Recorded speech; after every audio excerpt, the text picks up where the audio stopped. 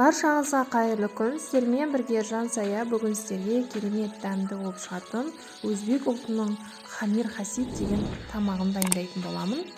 Ең алдымен таза ыдысымызға суымызды құямыз, тұзымызды саламыз, бір жұмыртқамызды жарып саламыз. Бір келкі араласқанша тұзымыз ерігенше араластырып аламыз. Алдын ала електен өткізбаған ұнымызды аз-аздан салып отырып, жұмсақ қамыр илейміз. Менің каналымды жіберіп алмас үшін тіркеліп қоңырауша белгіні басып қоюды ұмытпаңыз. Жұмсақ осындай қамыр илейміз. Илеп 10-15 минутқа қойып қоямыз. Осындай жұмсақта болуы керек. Енді күрішіміздің үстінен қайнаған ыстық су құямыз. Күрішімнің мөлшері 140-145 грамдай қойып қоямыз. Күрішіміз жібігенше енді салмасын дайындаймыз. Салмасына пиязымызды осылай майдалап, төрт-бұрышты етіп турап алдым.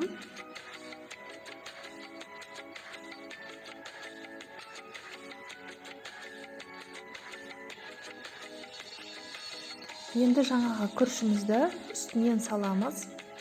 Дәміне қарай қара бұрыш, тұз салдым. Каналымды қолдап, лайк, комментарий қалдырып кетіңіздер. Салманы қасықпен немесе қолдың көмегімен араластырып аламыз.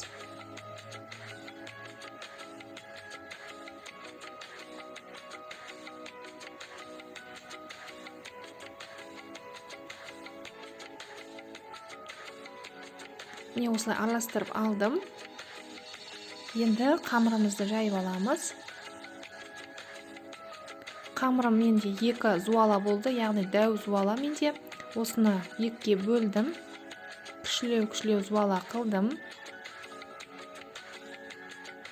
Егер сіздерде аз семья болса, 1 зуалада жеткілікті. Осылай басында қолдың көмегімен ұнды сеуіп, басып домалақтап аламыз. Одан соң осылай оқтаудың көмегімен жаямыз. Ұнды арасында сеуіп отырыңыздар.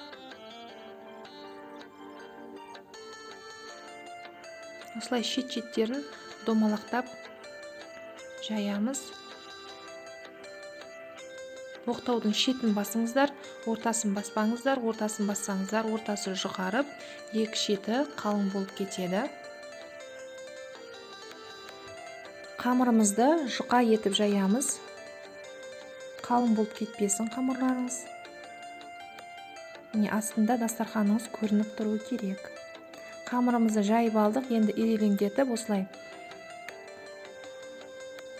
аламыз. Төрт-бұрышты етіп кесіп аламыз.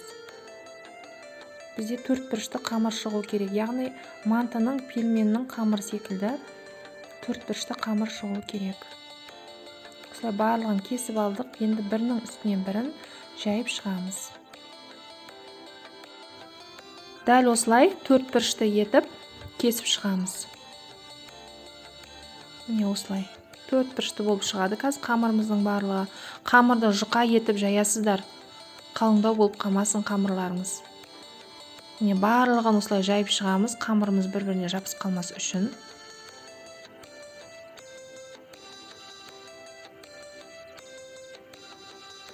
Жайып алып, қамырымыздың ұшынан осылай салмамызды салып шығамыз.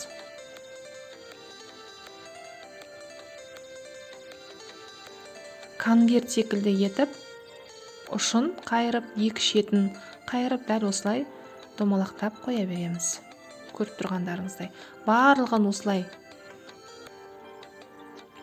орап аламыз. Мантаваркамыздың астын жақсылап майлаңыздар.